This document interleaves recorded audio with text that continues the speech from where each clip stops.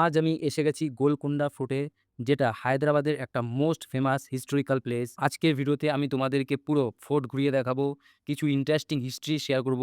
So ভিডিওটা ফুল দেখো। এখানে এন্ট্রি টিকিটের দামটা খুব বেশি না। গোলকোন্ডা ফোর্টে ইন্ডিয়ানদের জন্য টিকিট প্রায় 25 ডিস, আর ফরেনারদের জন্য অ্যারাউন্ড 100 to 20 এর মধ্যে পড়ে। সো বাজেট ফ্রেন্ডলি একটা হিস্টোরিক্যাল প্লেস, ইজিলি ঘুরতে আসা যায়।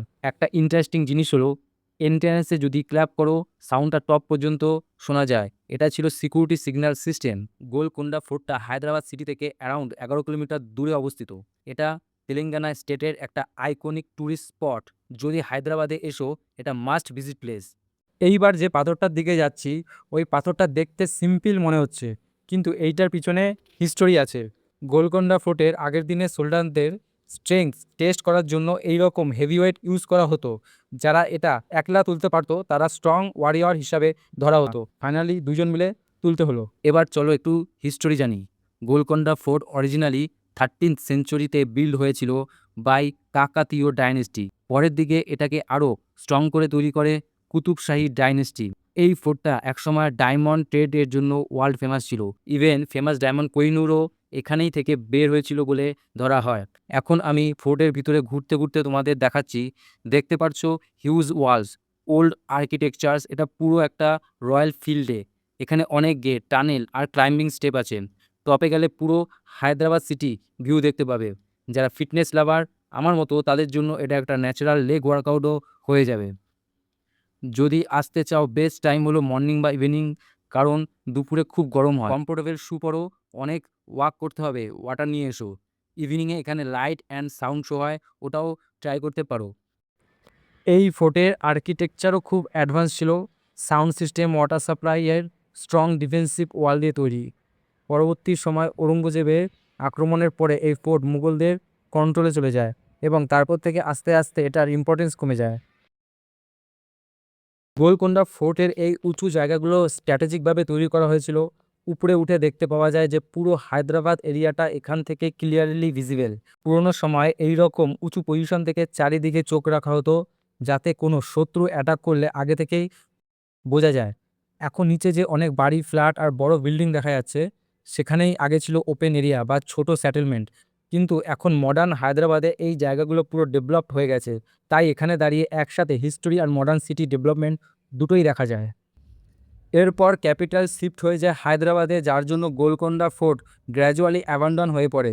সময়ের সাথে সাথে এই জায়গাটা মেইনটেন্স ছাড়া থাকার জন্য অনেকটা নষ্ট হয়ে যায়, কিন্তু এর হিস্ট্রিক্যাল ভ্যালু কখনো কমেনি। এখন এটা আর্কিওলজিক্যাল সার্ভে অফ ইন্ডিয়ার অধীনে প্রোটেক্টেড মনুমেন্ট হিসেবে রয়েছে এবং একটা ইম্পর্টেন্ট ট্যুরিস্ট অ্যাট্রাকশন। আজকে যা আমরা দেখছি সেটা হলো একটা সময়ের পাওয়ারফুল কিংডমের রিমেইনিং হিস্টোরি।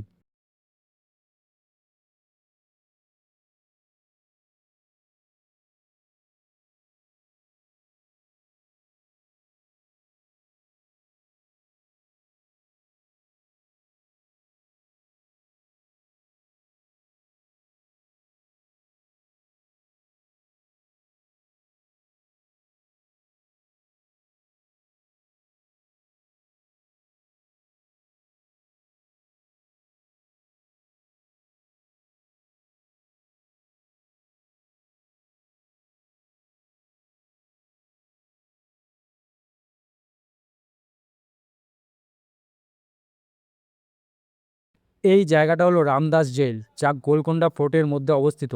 কাঞ্চেল্লা গোপান্না, যাকে ভক্ত রামদাস বলেও জানা হয়, তিনি ছিলেন কুতুব শাহী ডাইনেস্টি সময়ের একজন ট্যাক্স কালেক্টর। তিনি সরকারি টাকা ব্যবহার করে ভাদ্রাচালাম টেম্পল নির্মাণ করতে সাহায্য করেন, যা লর্ড রামাকে ডেডিকেটেড। এই কাজের জন্য তাকে দোষী ধরে গোলকোন্ডাতে বন্দি করা হয়। বলা হয় তিনি প্রায় 12 বছর এই জেলে বন্দি ছিলেন। এই সময় তিনি জেলের দেওয়ালে নিচের হাতের রাম, সীতা এবং লক্ষ্মণের ছবি তৈরি করেন। পরবর্তী সময় তার মুক্তি হয় এবং তিনি একজন ভক্ত হিসেবে ইতিহাসে পরিচিত হয়ে থাকেন। গোলকোন্ডা ফোর্টের ভেতরে এই জায়গাটা হলো একটা রয়্যাল গার্ডেন, যেখানে আগে রাজাদের জন্য রিল্যাক্সের মিটিং হতো। এইটা গোলকোন্ডা ফোর্টের অফিসিয়াল ম্যাপ, যেখানে পুরো ফোর্টের সব ইম্পর্টেন্ট জায়গা মার্ক করা আছে, এক্সপ্লোর করতে ইজি হয়।